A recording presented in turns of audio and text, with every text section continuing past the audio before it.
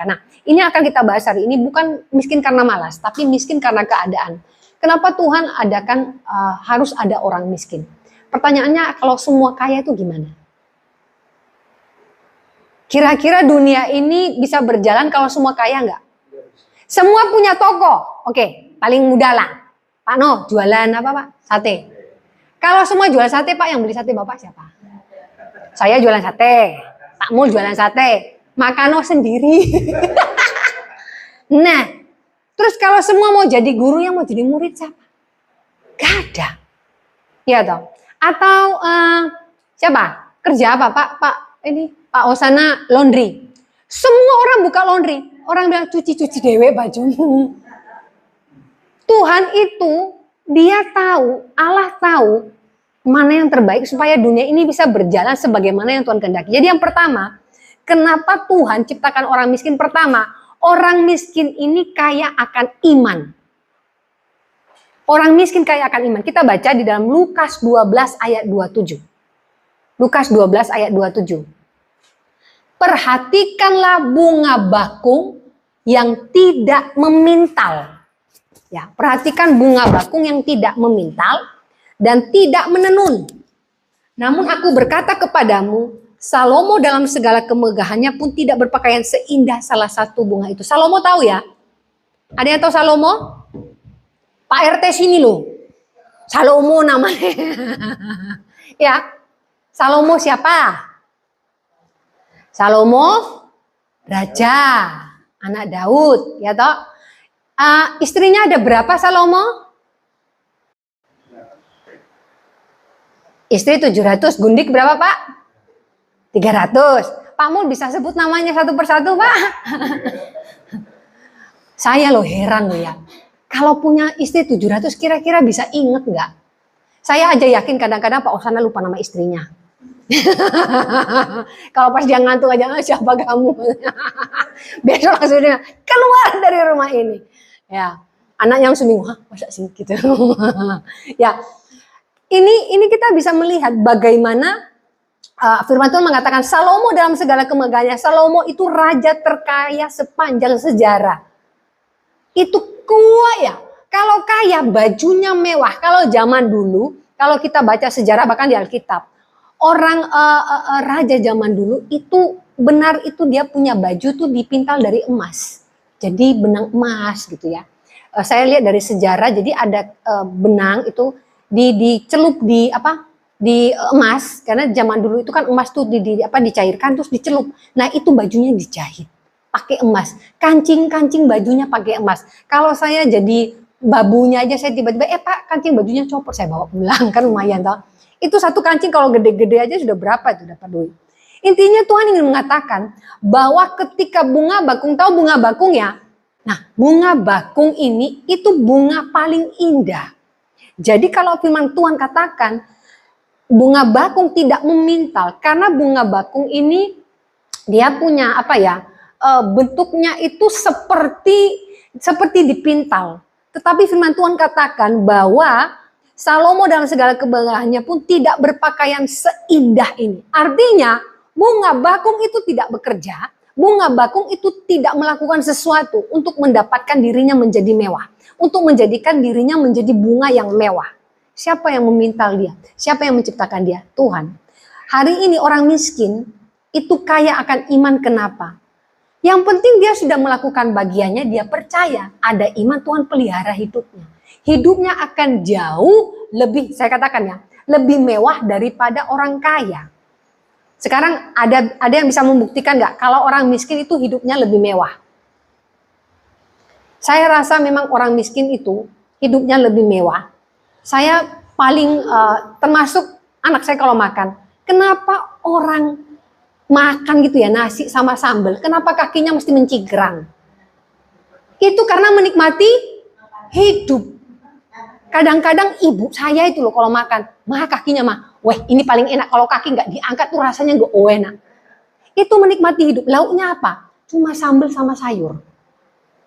Itu orang yang bisa menikmati kemewahan dalam hidupnya. Ada orang makan apa yang mahal itu lobster. Lobster yang besar itu harganya 1 juta. Saya pernah di satu tempat Dibilangin, ini tadi enak loh, panjangnya segini, itu harganya 1 juta. Saya bilang itu sebenarnya lobster itu yang makan sampah di laut. Jadi makanannya itu makanan racun, makan sampah. Sampah dijual harganya 1 juta. Pulang-pulang dari makan, orangnya masuk UGD karena kolesterolnya naik. Ini beneran. Dia makan 1 juta, masuk rumah sakit stroke. Makan mewah 1 juta, rumah sakitnya berapa? Habis 20-an juta. Mending orang mencingkrang tadi, ceprak, mencingkrang, nasi, sambal, hidupnya mewah. Besok dia tidur, besok bangun sehat badannya. Ya. Nah, ini kita bisa melihat bahwa orang miskin itu hari demi hari dilewati tanpa mikir besok mau makan apa. Yang penting hari ini kenyang dulu. Dan ini yang disebut dengan orang yang kaya di dalam iman. Hari ini kita bisa melihat bagaimana orang kaya khawatir kalau besok perusahaannya bangkrut. Bagaimana orang yang merasa kaya, besok uangnya ini kalau habis bagaimana? Kalau orang hari ini punya 10.000 dibeli nasi, besok mikir nggak? Aduh besok makan apa? Pokoknya makan dulu. Ini orang yang kaya dengan iman. Nah ketika bicara miskin, saya katakan sekali lagi, miskin ini tidak harus gini. Karena banyak orang menggambarkan miskin itu kok, aduh gimana hidupnya mengenaskan. Tidak loh, coba buka Alkitab atau di internet, ketik di dalam Alkitab tuh orang miskin. Itu banyak kata-kata orang miskin, artinya Tuhan itu memperhatikan orang miskin. Ayat itu tadi dikatakan bahwa dalam segala kemegahannya pun tidak berpakaian seindah salah satu dari bunga itu.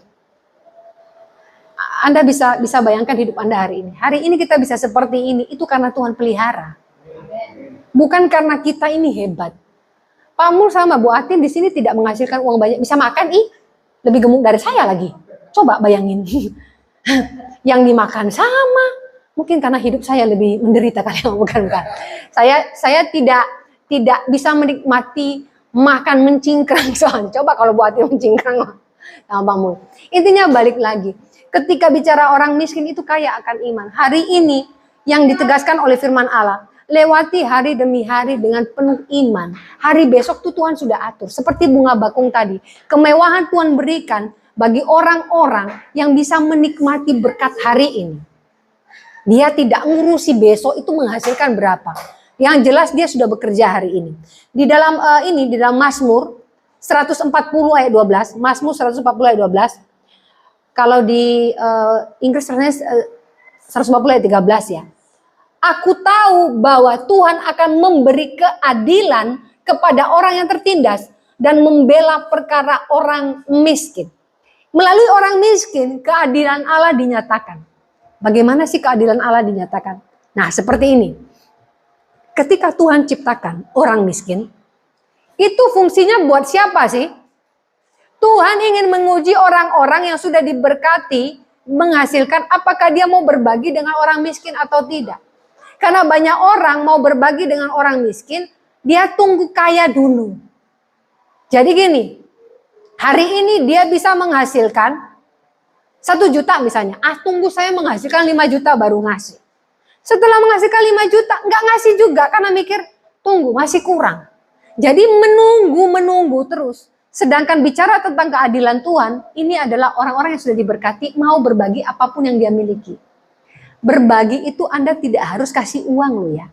Anda memberikan sepiring nasi buat orang lapar saja, itu puji Tuhan. Bahkan kalau ketika baca di dalam Yesaya, bagaimana ketika yang memberikan air putih saja itu diberkati oleh Tuhan. Anda memberikan orang haus minum air putih, itu sama sudah memberkati orang. Jadi berbagi itu tidak bicara jumlah, berbagi itu bicara hati. Apa yang bisa Anda bagikan dengan orang lain hari ini? Tuhan tidak melihat jumlahnya. Jadi ketika kita misalnya ada di surga ya, Tuhan bilang, oh kamu karena kasih nasi buat keluarganya selama 1 tahun ini, dihitung-hitung misalnya 1000 piring. Wah, kamu tempatmu di surga istimewa. Kemudian ada, itu karena dia mampu. Kemudian ada orang, dia cuma kasih air putih buat petani misalnya yang numpang lewat. Karena dia nggak punya apa-apa, cuma air putih. Apakah tiba-tiba kamu pelit cuma kasih air putih? Bukan itu. Tapi hati ketika memberi. Ketika yang memberikan makanan kepada orang miskin ini supaya orang kenal dia orang baik. Sedangkan yang kasih air putih, ya mau kasih aja karena kasihan lihat orang. Itu yang dipandang oleh Tuhan, hati. Jadi sekali lagi orang miskin itu kaya akan iman, dan melalui orang miskin itu keadilan Allah dinyatakan. Allah itu adil justru. Dia ingin membuktikan keadilannya karena ketika orang kaya merasa bahwa dia punya dan orang miskin tidak punya. Kalau baca di Amsal dikatakan bahwa orang kaya itu menindas orang miskin, ada yang begitu. Tuhan menunjukkan keadilannya bahwa dia membela orang-orang miskin. Kenapa ada ayat yang mengatakan betapa sulitnya orang kaya masuk surga? Tuhan tidak mengatakan orang kaya ini nggak masuk surga loh ya, nggak boleh kaya berarti miskin terus, bukan. Maksudnya orang yang dia itu hidupnya dia hanya berpegang pada kekayaannya, dia bersandar pada kekayaannya. Tetapi ketika begitu mudahnya orang miskin masuk surga karena dia tidak berpegang pada kekayaannya, dia berpegang kepada Tuhan. Ini yang dikatakan bahwa kenapa Tuhan ciptakan orang miskin. Bukan Tuhan ciptakan, Tuhan biarkan ada orang miskin supaya keadilan Tuhan itu dinyatakan. Jadi hari ini keadilan Tuhan dinyatakan melalui siapa? Melalui orang-orang percaya. Apa yang bisa kita bagikan? Apa yang bisa kita berikan? Hari ini apa yang sudah Anda lakukan buat Tuhan sih? Oh, saya ke gereja. Oh, saya baca firman. Kita ini makhluk sosial. Tuhan ciptakan orang-orang di sekeliling kita. Apa yang sudah Anda lakukan? Paling sederhana. Buat yang punya istri, apa yang sudah Anda lakukan buat istri Anda? Buat yang punya suami, apa yang sudah Anda lakukan buat suami Anda? Yang punya anak, apa yang sudah Anda lakukan buat anak Anda? Dan sebaliknya anak, apa yang sudah Anda lakukan buat orang tua Anda? Semua dilihat oleh Tuhan hari ini apa yang kita lakukan. Jadi di sini kita harus memahami dulu Tuhan bukannya tidak adil dengan membiarkan orang miskin, tetapi justru karena di sana Tuhan ingin menunjukkan keadilannya. Yang kedua, orang miskin ini kaya akan pengharapan. Nah, ada satu cerita, dia ini jadi di desa ini ada satu jomblo cewek cakep. Tapi cowoknya banyak. Nah entah kenapa desa ini kok minim cewek ya. Nah cowok-cowoknya sedang berebut siapa yang bisa dapat cewek ini. Jadi macam-macam. Ada kalau pagi lewat depan rumahnya itu sengaja kok kayak mundar-mandir, pura-pura motornya mogok gitu. Pokoknya beda ceweknya. Pas ceweknya ini, jadi ceweknya ini kerja di satu minimarket. Saya nggak usah sebut, nanti saya iklan. Jadi dia terus belanja di situ ya, dibeli permen. Pokoknya murah-murah, pokoknya beli 1.000, yang penting ketemu. Dia tahu, oh jamnya dia buka itu kan jam 7 sampai jam 3. Dia sampai tahu jadwal. Beli permen, dia sebut permen apa, 1.000. Nanti kalau bawa motor numpang pipis, tahu ya yang ada toiletnya itu. Pokoknya ada saja. Nah, tapi dari saya kalau nggak salah 6 cowoknya apa 7, 6 diantaranya itu punya sepeda motor. 1 naik sepeda ontel. Nah, kira-kira yang dilirik oleh cewek itu pasti yang punya sepeda motor toh. Ya toh, punya sepeda motor. Terus yang punya sepeda motor ini apalah gagah-gagahan. Nah, yang punya sepeda ontel ini memang dia itu ya dikategorikan dia miskin. Karena memang dia cuma petani, dia bantu bapaknya bertani dan kemudian dia cuma punya sepeda ontel. Tetapi apa perbedaannya dari 6 pria lainnya? Dia itu tidak pernah dekatin cewek itu seperti yang lain. Tahu caranya dia? Dia berdoa. Tuhan, aku tidak maksa, tapi aku suka sama dia. Boleh nggak Tuhan? Lah si cewek ini tiap kali lihat dia lirik pun tidak. Bahkan selalu salah sebut namanya. Jadi namanya itu Jono. Si cewek tiap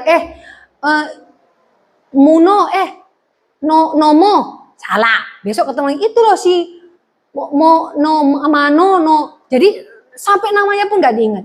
Si cowok ini berpikir nggak apa-apa, namaku tidak diingat, yang penting aku doakan. Sempat dia merasa bahwa Tuhan kok nggak jawab ya. Jadi sempat cewek ini agak deket sama yang anaknya Pak RT. Kebetulan suami saya Pak RT, tapi anak saya belum ketemu si Jono. Nah, jadi dia merasa wah anaknya Pak RT ini disukain ini. Aduh Tuhan, aku udah berdoa. Ternyata gagal, ceritanya gagal. Kenapa saya katakan bahwa orang miskin ini kaya akan pengharapan? Tapi dia punya pengharapan bahwa ketika dia berdoa kepada Tuhan, kekuatan itu lebih kuat. Nah, suatu kali si cewek ini bapaknya itu sakit. Nah, waktu sakit itu saya tidak tahu apa nama daunnya itu yang bisa mengeluarkan racun. Jadi itu dapatnya di hutan, namanya apa ya dia sebut lupa. Nah, dicari-cari lah karena namanya di desa ya. Kalau mau pergi ke rumah sakit nggak ada, adanya klinik. Ada klinik cuma dikasih tolak angin. Nah, tapi bapaknya keracunan apa enggak tahu. Lewatlah si Jono tadi ini. Dia bilang, kenapa bapaknya? Oh, saya tahu ini sakitnya apa, karena keracunan apa. Si Jono ini pergi ke hutan cari daun itu. Dia peras itu daun, ada apa airnya, kemudian dikasih ke bapaknya itu. Setengah jam kemudian, si bapak itu muntah. Dia muntahkan racun itu bentuknya kayak ungu-ungu, ijo-ijo gitu loh. Dia muntahkan. Intinya si bapak sembuh. Si bapak bilang sama si cewek, itu loh baik orangnya. Si cewek bilang, tapi pak nggak punya motor. Kamu salah. Dia memang nggak punya motor, tapi bapaknya punya sawah gede. Betulan, bapaknya itu punya sawah gede. Namanya sawah tidak menghasilkan kan tidak ada duitnya. Betul ya? Tapi tanahnya gede. Yang oger-oger tadi bawa motor nggak punya sawah, nggak punya pekerjaan. Karena itu motor bapaknya. Sedangkan si Jono ini punya sepeda ontel, ternyata dia nabung. Jadi dia nabung, dia itu ikut pelatihan untuk pertanian itu loh. Tapi yang berbayar. Karena kalau nunggu dari pemerintah datangnya kayak di sini ya Pak, tidak tiap bulan kan. Jadi dia ikut sekolah itu, sekolah pertanian. Jadi dia nabung, gak punya sepeda motor, tiap hari dia pergi naik sepeda ontel, bukan gak punya pekerjaan, dia pergi les pertanian. Nah bapaknya bilang, loh dia itu sekolahnya tinggi deh. Loh masa? Itu sarjana pertanian. Loh, tapi kok nggak ada bentuknya? Nggak ada bentuknya dari mana? Karena gini, terkadang tuh manusia selalu melihat fisik. Inti dari cerita ini adalah si Jono menikah dengan si ceweknya. Yang 6 gigit jari jomblo jadi tua kelamaan. Karena kenapa? Bagi mereka hanya pamer sepeda motornya. Mereka tidak melakukan apapun. Apa yang dilakukan si Jono? Dia berdoa dan dia bertani. Nah, ini yang ingin saya sampaikan. Terkadang kita ini seperti tidak punya apa-apa. Satu hal yang dimiliki oleh orang-orang yang bersandar kepada Tuhan adalah pengharapan. Hari ini pekerjaan kita seperti apa? Mungkin tidak seindah yang Anda mau. Mungkin beberapa orang berpikir nanti masa depannya seperti apa. Sudahlah, ingat orang miskin itu kaya akan pengharapan. Saya tidak mengatakan bahwa Anda di tempat ini miskin. Tetapi miskin tidak bicara tentang ini loh ya. Tidak bicara juga Anda tidak punya uang atau apa. Tapi terkadang kita ini miskin teman. Terkadang kita miskin komunitas. Itu terkadang lebih baik loh. Terlalu banyak teman, terkadang hidup Anda penuh dengan gosip. Terlalu banyak komunitas, terkadang hidup Anda bergantung kepada apa penilaian orang. Mending gak punya komunitas. Mau ngomong apa terserah. Betul ya Pak Mu?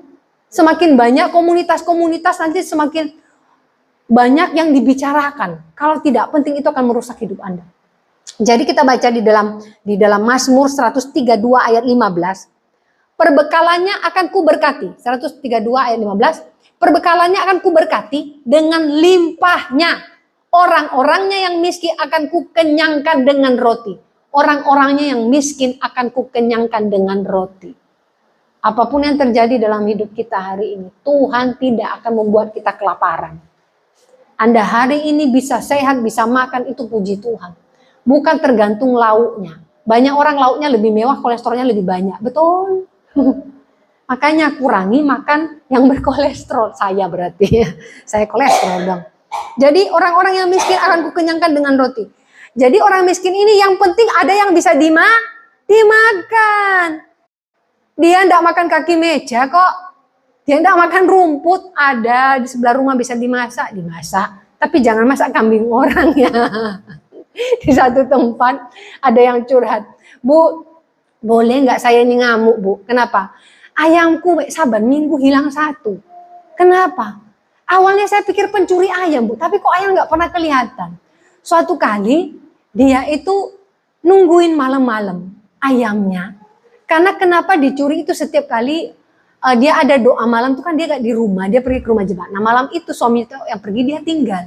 Dia tungguin. Ternyata si tetangga ngambil ayamnya bukan untuk dipelihara. Dipotong buat dimakan.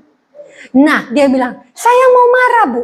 Tapi setelah saya mau ke depan rumahnya, itu anaknya kecil-kecil 7 apa 8. Suaminya itu kerjaannya rosok mulung. Terus ibunya itu cacat. Lah terus saya mau marah gimana? Cuma memang caranya tidak benar mencuri. Gimana caranya ya Bu ya? ya sudah berkati dia. Tapi kalau bisa ayamnya dikurung, dikunci. Nah besok apa yang ibu punya kasih bagi. Ibu ini juga tidak kaya. Tapi setelah itu dia punya buah mangga dikasih ke tetangga, dia dapat Indomie dari mana dikasih ke tetangganya itu. Dari situ tetangganya itu boleh melihat bahwa orang ini sudah tak curi ayamnya berapa kali kok masih baik. Di situ nama Tuhan dimuliakan. Di sini dikatakan bahwa orang-orang miskin kaya akan pengharapan karena melalui orang miskin ketaatan manusia diuji. Sekarang ketika kita tidak punya, kita itu diuji loh. Kenapa banyak orang ketika mereka miskin, mereka mencuri, berbohong, korupsi? Karena mereka tidak tahan uji, tidak tahan miskin, tidak tahan nggak punya uang. Di tempat saya pelayanan itu, jadi dia dulu ya wanita panggilan. Setelah pelayanan, kan dia tidak jadi wanita panggilan. Duitnya nggak ada, dia cuma tukang cuci piring di restoran. Ya, namanya penghasilan tukang cuci piring kan tidak banyak. Kok lebih banyak ketika dia jadi wanita penghibur. Anaknya sudah gadis. Saya ketemu dengan anaknya sudah gadis. Nah, waktu hamba Tuhannya bilang tidak bisa kembali di pekerjaan itu. Dia bilang, gimana anak saya mesti sekolah? Karena dia bersandar pada penghasilannya, bukan bersandar kepada Tuhan. Nah, bayangkan ya ketika dia ngekos, akhirnya dia pindah dari tempat itu, dia ngekos di Surabaya.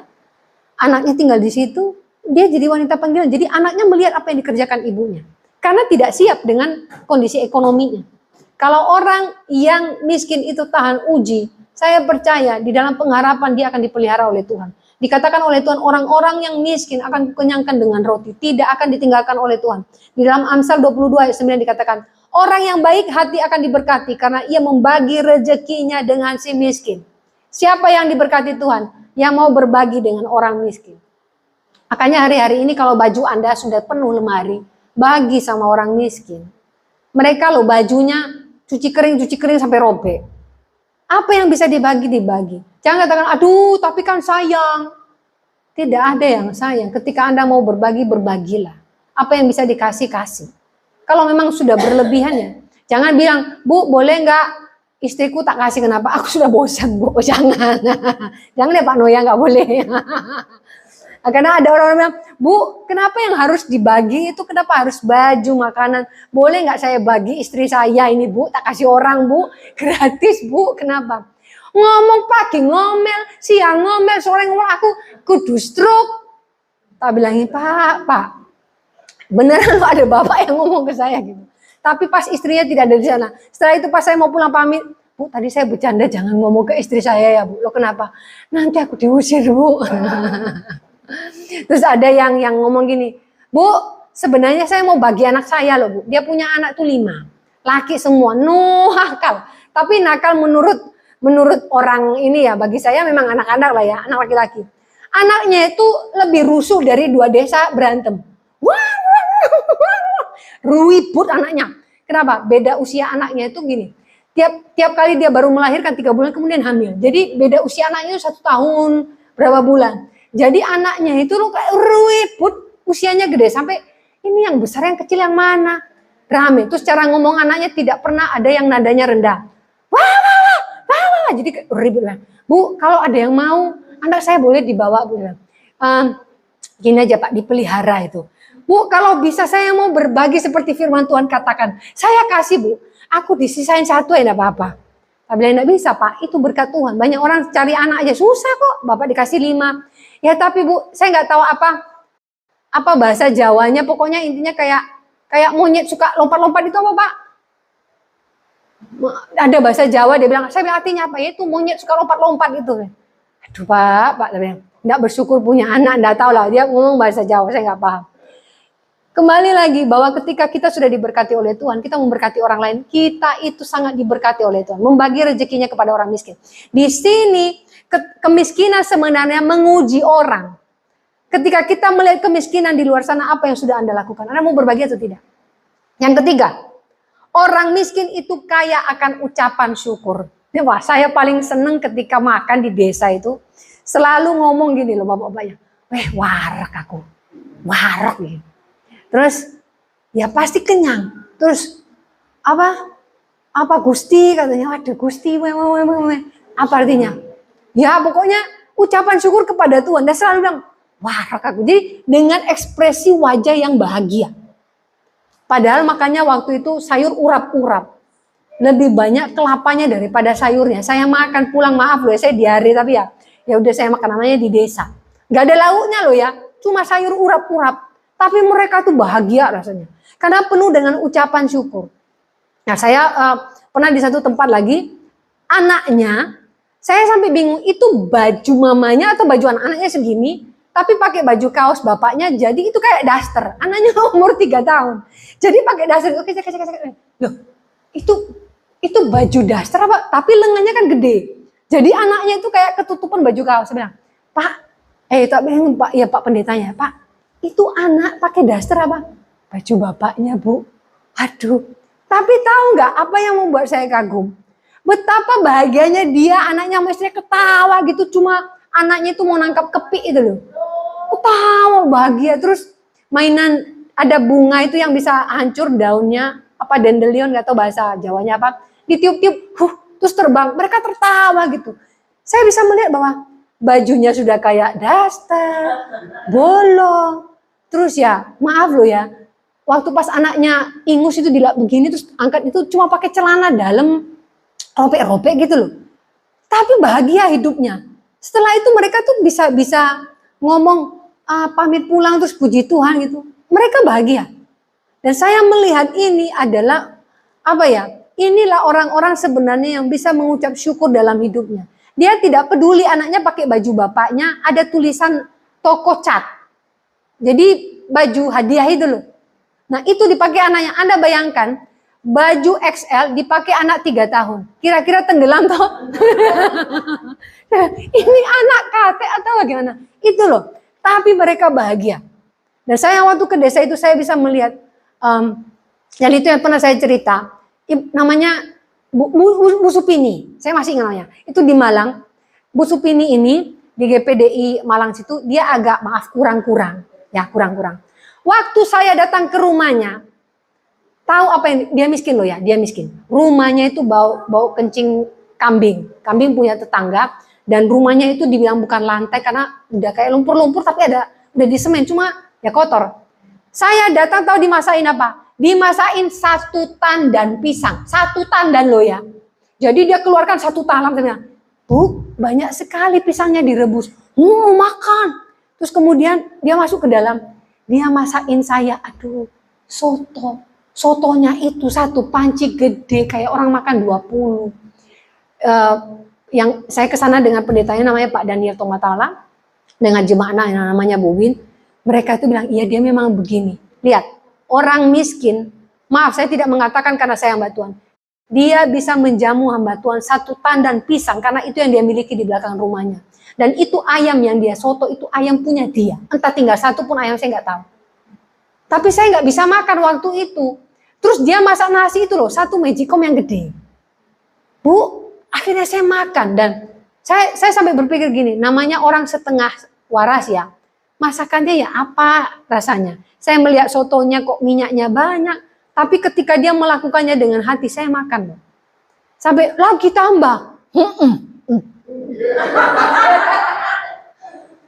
Pisangnya Bu, sudah gitu. Saya mau pulang, dia bawa keluar apa? 1 talam ubi jalar merah itu loh, direbus. Mending tadi tidak direbus kan saya bawa pulang ya toh. Ini direbus. Ibu ini berpikir saya perutnya tong atau gimana. Tapi dia sudah memberkati. Dan ini yang saya lihat orang-orang yang bisa mengucap syukur dengan hidupnya. Dia tidak berpikir bahwa hidupnya miskin. Dia bersyukur, dia memberkati saya loh. Dan itu satu-satunya yang saya katakan. Waktu itu kan saya pergi pagi, saya mengunjungi visitasi jemaah di gunung itu ada sekitar 12 keluarga. Satu-satunya yang ciumi saya kayak dia di tengah jalan. Itu kan saya mau nyebrang. Ini jalan raya loh ya. Saya nyebrang, saya dihentikan di jalan, saya dipeluk, dicium, pecak, sampai udahnya mana. Ya udah saya, Tuhan saya tidak apa-apa dicium. Buaya cuma, udah ya Bu ya. Tadi dia ngomong apa saya nggak tahu. Tapi saya mengatakan itu hal di mana saya merasa bahwa ini orang-orang yang bisa menghargai hidupnya dan menghargai Tuhan. Dia memberikan saya 1 talam pisang, dia memberikan saya satu panci soto, dia memberikan saya satu talam ubi jalar, dan dia memberikan saya ciuman dengan ludah-ludahnya. Wih, dan itu di tengah jalan loh, sampai mobil lewat ada pickup yang bawa sayur itu berhenti. Saya bilang, maaf loh ya, terus saya mundur dikit. Terus sampai saya pergi dia. Waktu itu saya hanya pergi dengan anak saya. Dan itu saya bilang, saya lihat dari belakang, aduh ibu ini, padahal saya tidak bawa apa-apa, saya cuma doakan dia. Namanya Bu Supini, saya ingat. Dari sini kita bisa belajar Bapak Ibu. Orang miskin saja tahu bisa bersyukur dalam hidupnya. Dia tidak punya apa-apa loh ya. Saya masuk ke dalam rumahnya, tidak layak disebut rumah. Tidak layak disebut rumah. Saya masih ada fotonya, dari luar aja loh ya.